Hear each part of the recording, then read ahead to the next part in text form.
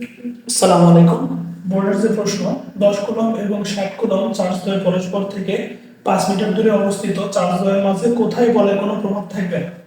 এই অঙ্কটি আমরা একটি ছোট সূত্রের মাধ্যমে মাত্র 30 সেকেন্ডে কমপ্লিট করতে পারি। আমরা এখন অঙ্কটি দেখব।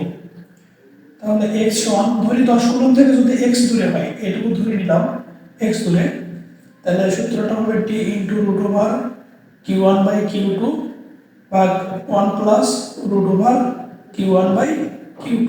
যেহেতু আমরা ধরে নিয়েছি 10 কুলম্ব চার্জ থেকে x মিটার দূরে এই বলের কোনো প্রভাব থাকবে না, সুতরাং এটা q1 এটা q2 এবং এই ডিটা হচ্ছে চার্জ দ্বয়ের মধ্যকার দূরত্ব, অর্থাৎ 5 মিটার। 5 ইন্টু 10/60 1 প্লাস রুট ওভার 10/60, তাহলে অ্যান্সারটি আসে কত? 1.45 মিটার।